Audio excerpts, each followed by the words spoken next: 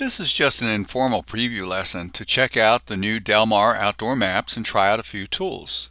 Go to the Plan Control drop-down list at the top left. Here you'll see the new outdoor maps that have an added historical fair time layer. Click the Carnival Grounds map. After the map loads, go to the far right of the upper tool ribbon to open up the Layers control. This control panel can be positioned where you want and closed if you don't need it. On that layer control panel, look for the historical midway layer in the middle of the stack.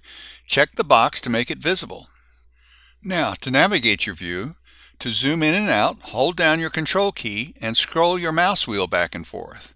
And to pan your view, right-click your mouse and drag it into your position.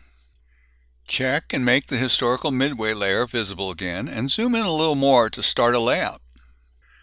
Now go to the drop-down on the left and click on the pod control.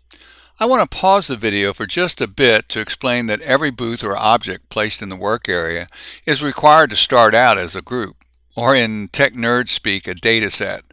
The pod control is a powerful tool for automatically laying out and automatically numbering inside of event halls. But for laying out outside, we have just the need to create what we call a minimum pod.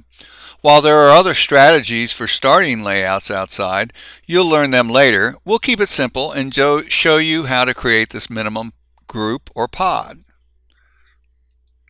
Set the number of booths in a row for 1, the number of aisles for 1. Set the booth size for any size you like. I chose 20 by 20 because I'm going to start laying out your tent kiosks first. We don't care about the other settings in this case. Now, grab that 4 square icon with your mouse, it's just at the bottom of that group, and drag it into the middle of where you're going to start laying out. You can see how a pod of booths can be moved when the group is highlighted with blue dots, and individual objects move when they alone are highlighted. But to continue to keep it simple, right-click the pod and choose Ungroup, and then click one of the booths and delete it with your Delete key. I'll drag the booth a little closer to the tent kiosk, and then on the left panel, click the Icon Objects drop-down. Scroll down until you see the tent kiosk icon I've chosen, or any one you like. Hold your Shift key down and click the icon. I'll zoom in just a bit more so you can better see the little blue handle for manually rotating our icon object, so it matches the tent kiosk image on the historical layer. Once we drag it into place, on your keyboard click the Ctrl-D key for duplicate. Go over to the booth control drop-down. It automatically opens when you activate an object.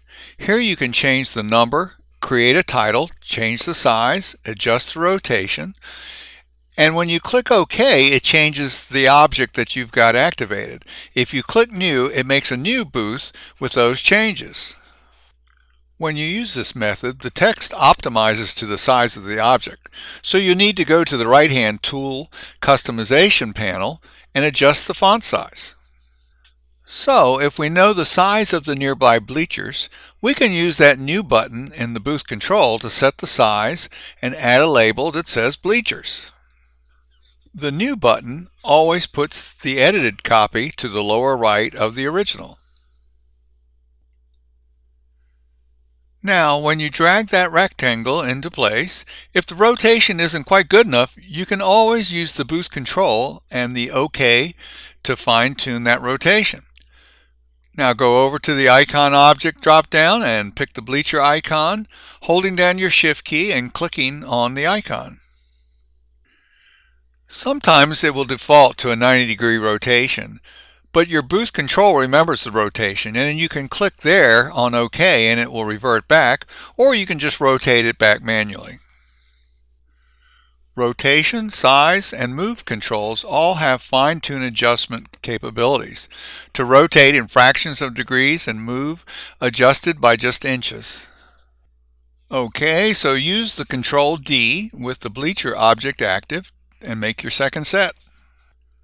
And finally, let's use the booth control to make a performance stage, labeled and to size.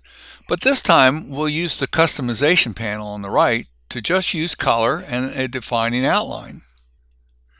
So first, create the new object. Don't be afraid to create a label that might need multiple lines. Then drag it into place. In the text panel, there's a control shown as 3 arrows where the text will reorientate 90 degrees. But as you can see, I still need to spin it around for readability. In the Customization panel's Style tab, choose a color for the booth and an outline color. You can experiment with the thickness of the outline.